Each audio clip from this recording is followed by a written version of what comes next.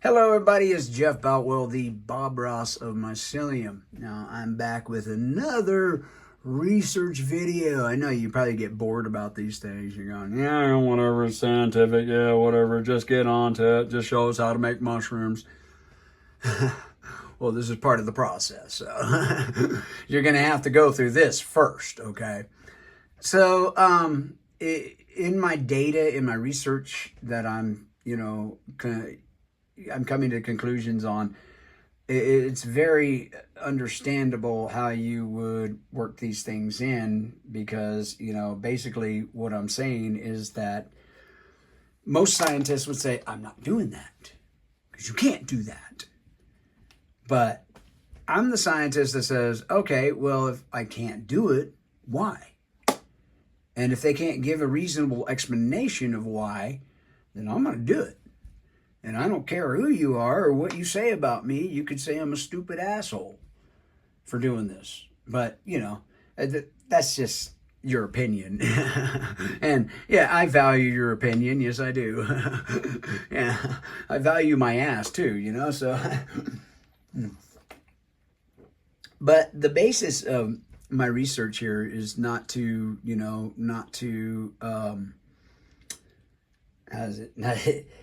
not to tell people, that that they're wrong. It's not to do that. My conclusions prove the analysis of what I'm looking at. Okay. And so, I look at them under microscope and stuff like that. So I would, basically take something like that and I would cut away at the parts that I don't understand. So here's a situation that most people will find in their plate work. They'll find this fuzzy growth, fuzzy growth right here, and they will think that that's contamination, a result of contamination. And it's not. But partially it is, but it's something even greater than contamination. So when you get those things, oftentimes they'll be really fuzzy and they'll be, and they won't have a lot of dikaryons in them. Well, that's a result of dropping material onto the plate, from your transfer wedge. As you put your transfer wedge in, it'll drop some material and that will prevent the dikaryons from growing in that area. And so what happens is the dikaryons, dikaryons are, well, I want to put this like this, they're gentlemen. They don't want to mess with any patterns in the plate that other organisms have already, taken over. So if a dikaryon moves in and it thinks there's bacterial growth or some kind of organism that they don't understand, they'll do this. They'll stop growing like this. Because you see these dikaryons are shooting out everywhere over here, man. They're like, wow, let's grow. But over here, they're not. And if you look at the position that they're in, you've got these dikaryons, and these dikaryons don't care. They're very aggressive. AMG is a very aggressive strain. And so as their aggression comes in, they want to go and they want to find other organisms. They want to see what's going on. So they won't create that fuzzy pattern because they're just like, nope, we're just going to grow and we're going to take over the substrate and we're going to make sure that other organisms understand that. And so, which is what happens with these dikaryons too, but they're not as strong as those. But they are, very organized in patterns that they do, but they're very smart. Because, see, they don't want to go in, so they'll draw back. And all this fuzzy stuff here, all that fuzzy stuff, is going to be your monokaryons and your pseudo monokaryons, and your monokaryons and your heterokaryons. So the dikaryons are not going to mate, so they won't go in.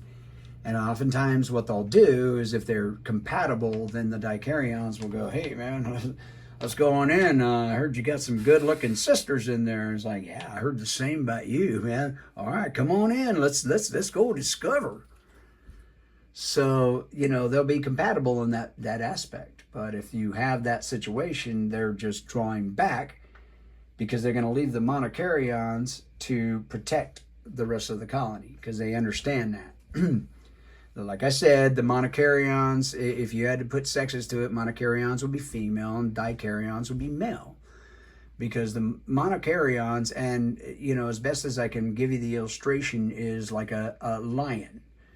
The female lions, they protect, the herd. They will, they will bust your ass if you come after their babies. And then they're always out there hunting, doing the job that the, male lions, that you would think the male lions do. But the male lions aren't going to do that because they're there to protect the pride.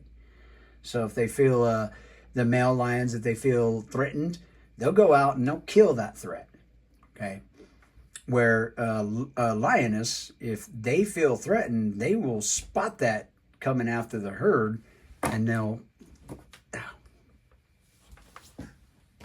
and they will destroy the herd. I mean, they'll destroy what's coming after them at that point, but they won't go out and hunt it and kill it like the male lion will. So, I mean, that's a good illustration because that's what the monokaryons actually do. They protect the colony, and they protect the colony by building up the tomentose, which is the cell wall, and they will make it stronger and thicker and more resilient.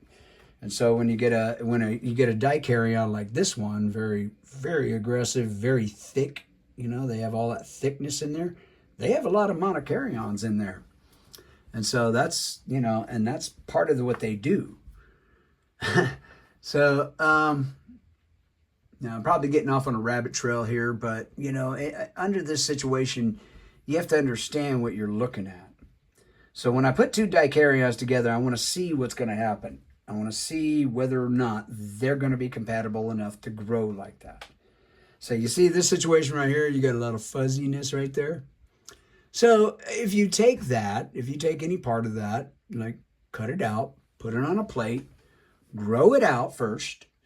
Don't just take that part and just throw it under the microscope and try to find out whether it's got clamps or not, because you're going to be very disappointed. Because you're not going to see a lot of activity in that situation unless you have this big, huge huge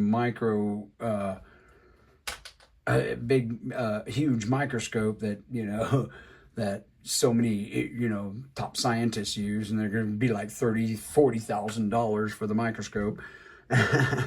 But, what you'll do is when you grow that out and you look at them under microscope, you can better tell whether or not it's going to be monokaryon or dikaryon, or a pseudo monokaryon or pseudo dikaryon. Because a lot of times like this, I would have to classify AMG as a pseudo dikaryon because of its aggressive nature and because of the thickness of its mycelium. It will never stop growing thick like that. And so, yeah. And so that's what I'd classify it as. But, I mean, with the research that I'm doing, I can see all these things happening, and I can look at them under a microscope, and I can tell, there's certain aspects of this that are happening. And you can always tell, through that process, what you're dealing with. And so if you do get a successful cross, okay, you can look at a microscope and you can either find out whether it's a monokaryon or a dikaryon.